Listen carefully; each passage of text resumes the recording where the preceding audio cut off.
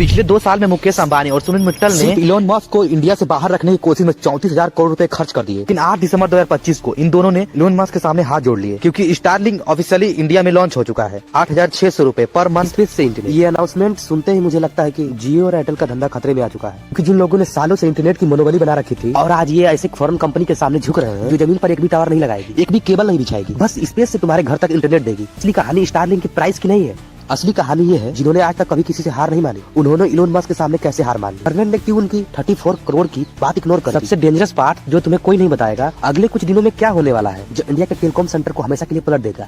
क्योंकि दोस्तों ये सिर्फ इंटरनेट की बात नहीं है, क्योंकि 43 बिलियन डॉलर की इंडस्ट्री की बात, ये ऐसी टेक्नोलॉजी की बात है कि जैसे गवर्नमेंट, आर्मी व आम आदमी के लिए गेम चेंजर बन सकती है या डिजास्टर। अगले कुछ मिनटों में मैं तुम्हें वो सब बताऊंगा मेनस्ट्रीम मीडिया आपसे छिपा रही है। तो दोस्तों हम क्लियर कर लेते हैं कि ये स्टारलिंक कैसे वर्क करता है। ट्रेडिशनल इंटरनेट प्रोवाइडर जियो, एयरटेल जैसे BSNL ये सब जमीन पर इंफ्रास्ट्रक्चर बनाते हैं, फाइबर ऑप्टिक केबल बिछाते हैं, मोबाइल टावर्स लगाते हैं। हर गांव हर शहर में फिजिकली इंफ्रास्ट्रक्चर बनाना पड़ता है, लेकिन स्टारलिंक का अप्रोच बिल्कुल अलग है। इलोन मस्क की कंपनियां स्पेसशिप में 7,800 से ज्यादा लॉन्च कर रखा है स्पेस में। ये सैटेलाइट लो अर्थ ऑर्बिट में घूमते हैं, मतलब जमीन से सिर्फ 550 से 1200 किलोमीटर की ऊंचाई पर। कंपेयर करो ट्रेडिशनल सैटेलाइट इंटरनेट से, जो हम कह सकते हैं कि जो जियो वाला है वो 35,000 किलोमीटर की ऊंचाई पर उपयोग करता है। इस फर्क का मतलब है स्टारलिंक की लेटेंसी 20 से 40 मिली सेकंड्स है। ट्रेडिशनल सैटेलाइट में 640 मिली सेकंड से भी ज्यादा होती है। रियल टाइम में समझो तो केन्या में एक यूजर ने रिपोर्ट दी है, उन्हें 100 Mbps से भी ज्यादा स्पीड मिली। मलेशिया में 200 Mbps, यूरोप और हंगरी में नॉर्मल डाउनलोडिंग स्पीड 135 Mbps। और सोचिए ये सब स्पेस से आ रहा है, कोई फाइबर केबल नहीं, कोई मोबाइल टावर नहीं, बस हमें एक सैटेलाइट डिश चाहिए जो आसानी से क्लियर स्काई को देख। लेकिन इंडिया में एंट्री इतना इजी नहीं थी। स्टारलिंक को इंडिया में इंटर होने में 2 साल लगे। अक्टूबर 2024 मुकेश अंबानी के रिलायंस जियो ने एक लेटर भेजा डिपार्टमेंट ऑफ टेलीकॉम ट्रेडिशनल को। उनकी डिमांड थी कि सैटेलाइट स्पेक्ट्रम को ऑप्शन के थ्रू एलोकेट किया। जैसे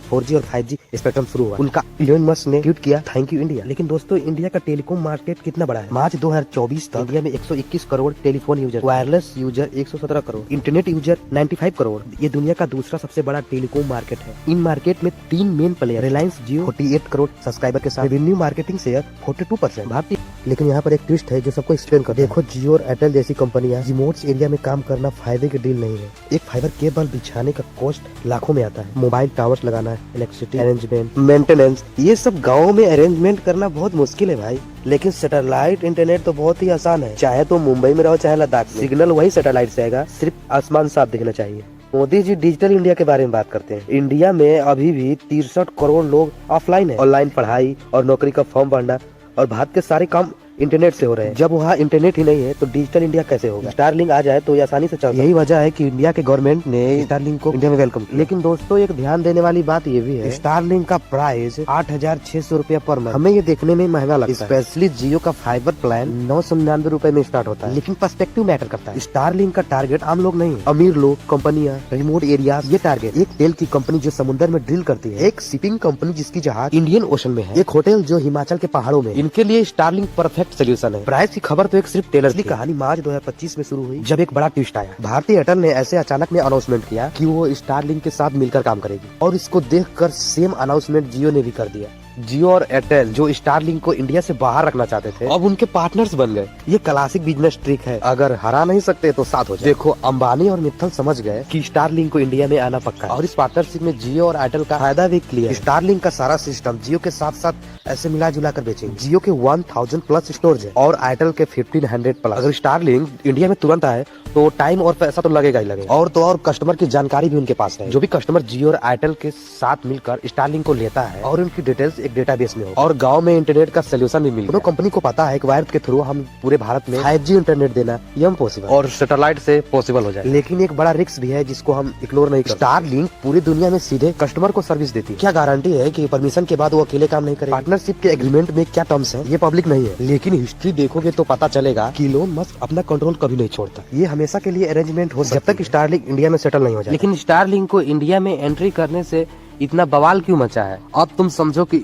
स्टारलिंक को इंडिया में आने से रियल में क्या इफेक्ट। कंपटीशन तो आएगी ही, और सबको इस मार्केट में रहना एक चैलेंजिंग हो जाएगा। अभी तो 2 कंपनियां मिलकर 81% मार्केट कंट्रोल करती है। जुलाई 2024 में आपने देखा ही कैसे रेट बढ़ा, सिर्फ एक रात में 20-25% महंगे हो गए थे।